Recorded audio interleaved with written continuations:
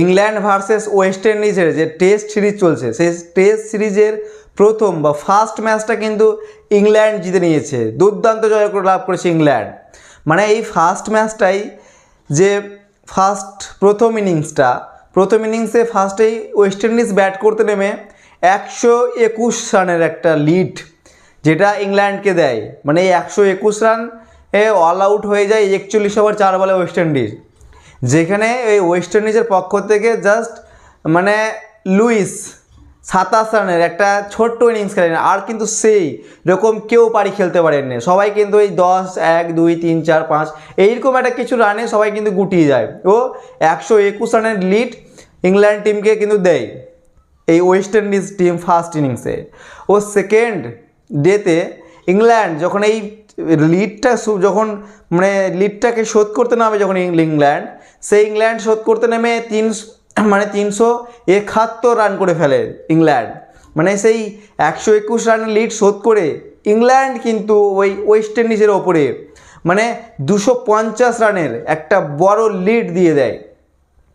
মানে ইংল্যান্ড প্রথমে যে এই যে ব্যাট করতে নামে তাদের পক্ষ থেকে ওপেনার জ্যাক ক্রলি দুর্দান্ত খেলেন, তিনি 76 রানের ইনিংস খেলেন। তো জ্যাক ক্রলির পর অলিভ পোপ 57 রানের ইনিংস খেলেন, ও জো রুট 68 রানের ইনিংস খেলেন, হ্যারি ব্রুক 50 রান করেন, জেমস স্মিথ 70 রান ও ক্রিস ওকস 23 রান। এই যে এদের এই ছোট্ট গোয়ার পাড়ির দৌলতে কিন্তু ইংল্যান্ড 371 রান একটা করে, যেখানে ওই ওয়েস্ট ইন্ডিজের 121 রানের লিড শোধ করে 250 রানের লিড ওয়েস্ট ইন্ডিজের উপরে দিয়ে দেয়। আর এই লিডটিকে শোধ করতে নেমে ওয়েস্ট ইন্ডিজ কিন্তু 136 রানই করতে পারে, আর বেশি রান করতে পারে না। ওয়েস্ট ইন্ডিজ 47 ওভার খেলে 136 রান করে অল আউট হয়ে যায়। এইখানে যে এই যে ফার্স্ট দিন ওয়েস্ট ইন্ডিজের এগেনস্টে যে ফার্স্ট ইনিংসে ইংল্যান্ডের বোলিং ঘোষ আলকিনসন যে 12 ওভার করে 45 রান দিয়ে 7 উইকেট নেয়। এই যে 7 উইকেট দুর্দান্ত উইকেট, এই 7 উইকেটের জন্য কিন্তু ওয়েস্ট ইন্ডিজ 121 রানে থমকে যায়। আর তারপরে কিন্তু এই যে ইংল্যান্ডের যখন ব্যাট করে ইংল্যান্ডরা সেই রকম ওয়েস্ট ইন্ডিজের বোলিংরা খুব ভালো করতে পারেনি, কিন্তু দ্বিতীয় ইনিংসে যখন আবার তাদের পক্ষ থেকে শুধুমাত্র হোল্ডার 2 উইকেট পেয়েছিল আর মতি 2 উইকেট, এইরকম, আর একটা সেলস 4 উইকেট, কিন্তু এর পরিবর্তেও কিন্তু খুব একটা ভালো বোলিং তারা করতে পারেনি। আর তৃতীয় ইনিংসে ওয়েস্ট ইন্ডিজ যখন ব্যাট করতে নামে 136 রানের ইনিংসে, সেইখানে অল আউট হয় 47 ওভারে 136 রানে, সেইখানে জিমি অ্যান্ডারসন দুর্দান্ত বল করেন, 16 ওভারে 3 উইকেট নিয়ে নেয় 32 রান দিয়ে, সেই দুর্দান্ত বোলিং।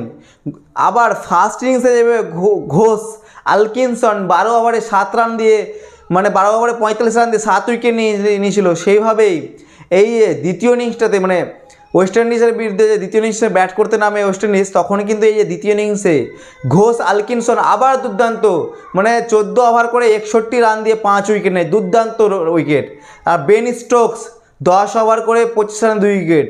এই যে ইংল্যান্ডের দুর্দান্ত বোলিং, এর জোরে কিন্তু ইংল্যান্ড এই টেস্ট সিরিজের প্রথম ম্যাচটা কিন্তু ইংল্যান্ড জিতে যায়। ও দুর্দান্ত ম্যাচ জয় করে ইংল্যান্ড। এই ম্যাচটা জয় হয়ে কিন্তু ইংল্যান্ডের কনফিডেন্স লেভেল হাই হয়ে যায়।